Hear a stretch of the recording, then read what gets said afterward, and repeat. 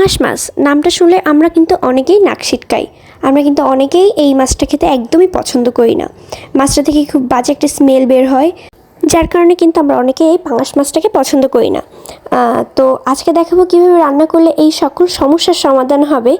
তো আমি কিন্তু ভিডিওতে অনেক টিপস অ্যান্ড ট্রিক্স শেয়ার করব, তো ভিডিওটি স্কিপ না করে পুরোটা দেখার অনুরোধ রইল। আর আপনি যদি আমার চ্যানেলে নতুন হয়ে থাকেন তাহলে প্লিজ আমার চ্যানেলটি সাবস্ক্রাইব করে আমার পাশে থাকবেন।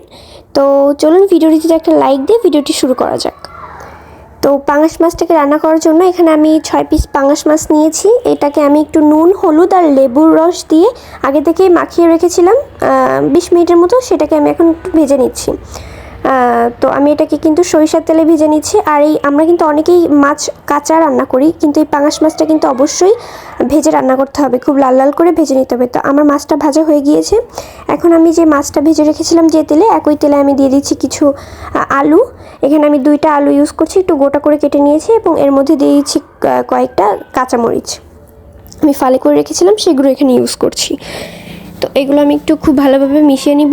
এরপর আমি দিয়ে দিচ্ছি যে লবণ, আপনারা আপনাদের স্বাদ অনুযায়ী দিয়ে দিবেন। এরপর দিয়ে দিচ্ছি হলুদের গুঁড়া, দিয়ে এই আলুর সঙ্গে খুব ভালোভাবে মিশিয়ে নেব। যেহেতু এটা নতুন আলু, তাই সেদ্ধ হতে খুব বেশি একটা সময় নেবে না।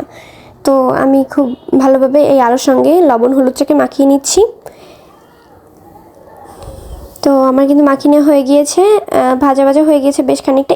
এর পর্যায়ে আমি এর মধ্যে দিয়ে দিব হচ্ছে বাটা মশলা। এখানে আমি পেঁয়াজ, রসুন, আদা, জিরা বাটা এবং শুকনো মরিচ বাটাটা ইউজ করছি। আমি হচ্ছে 4 চামচের 2 চামচ পেঁয়াজ বাটা আর বাকি সব কিছু 1 চামচ করে ইউজ করছি। আপনারা কম বা বেশি করতে পারেন। তো বাট চেষ্টা করবেন রসুন বাটাটা একটু বেশি দিতে, তাহলে কিন্তু মানে টেস্টটা ভালো আসবে। আর যে বাজে একটা স্মেল আসে, মানে পাঙাশ মাছের যে স্মেলটা, সেটা আর আসবে না। তো আমি মশলাকে খুব ভালোভাবে কষিয়ে নিয়েছি। যখন মশলা থেকে তেল ছেড়ে দিয়েছে, তখন আমি এর মধ্যে দিয়ে দিচ্ছি পানি।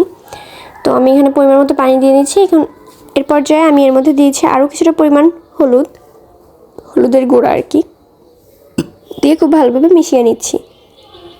ও আরেকটা কথা বলে রাখি, এই রান্নাটা কিন্তু আমার ঠাম্মি করছে।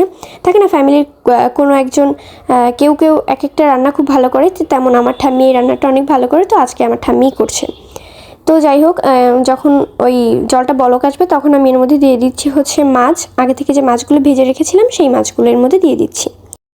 তো এবার আমি এটাকে একটু জাল হতে দিব, যতক্ষণ না পর্যন্ত ঝোলটা মাছের ভেতরে খুব ভালোভাবে ঢুকে যায়, মানে ঝোলটা মাছটা খুব ভালোভাবে অ্যাবজর্ব করে। এরপর আমি কিন্তু এর মধ্যে কিছুটা পরিমাণ গরম মশলাও দিয়েছি, সেই ক্লিপটা নিতে আমি ভুলে গেছি।